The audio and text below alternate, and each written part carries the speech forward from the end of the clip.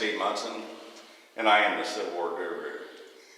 And I'm down on assignment again at the historic Battles of the Western Theater Museum. I have my famous cameraman, Kenny Rogers, with me, and we've got an outstanding group in front of us. What you're seeing is Colonel W.C.P. Breckinridge, 9th Kentucky Cavalry, CSA. His name was William Campbell Preston Breckinridge, and his uncle was John C. Breckinridge, as in General John C. Breckinridge.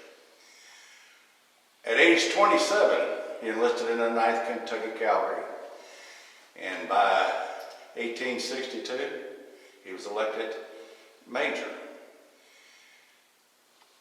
He was a rider and scout and commander during his term with the 9th Kentucky Cavalry.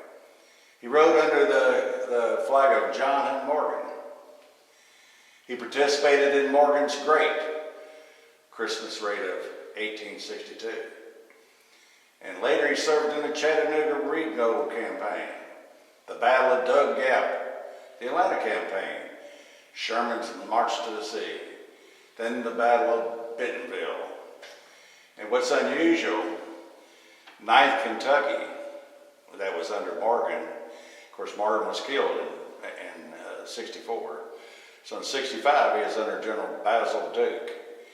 And he was part of the group of President Jefferson Davis's escort. So he was captured in Georgia. And when they caught the president, and I think the name of the town, I want to make sure I'm 100% right, Washington, Georgia. That's where they captured him. After the war, he served 5 terms as a member of the House of Representatives in Kentucky. And in 1893, he became involved in a huge scandal. He was getting ready to try to run for president with a lady named Mary Pollard, because he was married. And he had 2 children by Miss Pollard. And then after the scandal broke, he gave up politics forever. He ran the Lexington Morning Herald. And on November 19th, 1904, he died at the age of 67.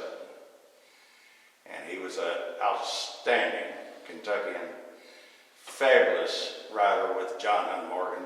These guys were equestrians, they were scouts, they could do anything. And he had famous lineage. He had the Breckinridge lineage. So we got their cameraman. We got to have a portrait that I think Kenny's got you focused in on. And then there's a letter written from Joe Wheeler, another famous cavalry general, to W.C.P. Breckinridge. And Kenny's going to get that. And then we'll move over to the artifacts we have on display that belongs to Colonel W.C.P. Breckinridge, 9th Kentucky Confederate Cavalry. All right, there you have the war data letter from Joe Wheeler, General Joe Wheeler to Breckinridge. And it's really amazing.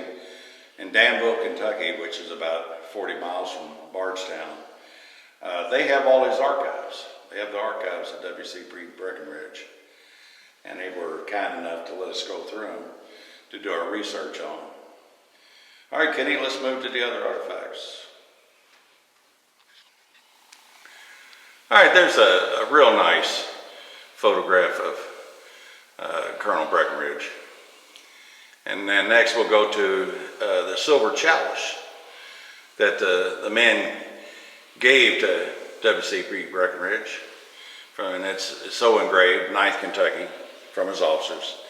And it has the 3 rifle stands and the cup stand on top of it. And I apologize, the silver is absolutely black. And Kenny's going to have to be a magician to pull this particular engraving off of it. But he's going to give it a shot. All right, here's the 2 artifacts we're getting ready to shoot. And again, the patina on the silver is so dark, Kenny will have to work the magic. But again, the cup presented to him from his officers in 9th Kentucky. And the watch presented in 1864 to Colonel Breckinridge from his wife, and so engraved. All right, Kenny, try to get the engraving on the chalice. All right, again, seems like he's pulled a rabbit out of the hat, but he's got this spectacular presentation and on the cup that his men gave to him. And this was when he was in his political career. He did, again, 5 terms in the state of Kentucky. But it's fantastic.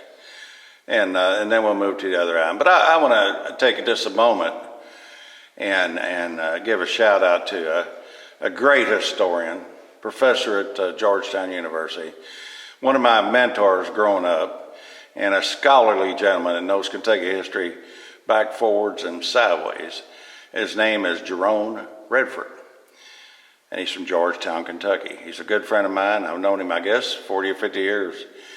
But this grouping was made possible by him. He wanted to make sure all the good stuff that he collected, that I had a chance to acquire from him, and is on display down here at the Battles of Western Theater Museum. So Jerome, I'm doing this one for you, my friend. All right, we're going to move to the watch. Okay, this is our final shot for Colonel Breckinridge. And Kenny's got a real good overall shot. And he's going to zoom in on the presentation, and then I might back up a little bit. Has the maker's name on the face of the watch. But this was given to him by his wife. The date is December 25th, 1864. All right, Kenny, see if you can perform a little magic for us.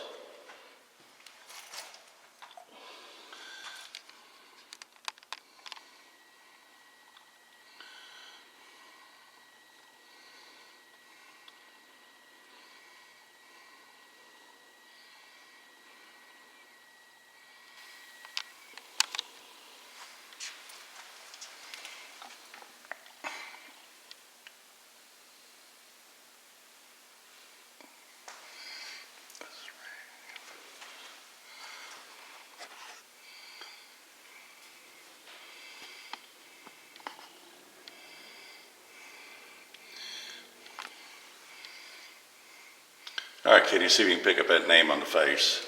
We don't even turn the camera off. Just see if you can pull up on it. Trying not to make you guys too dizzy.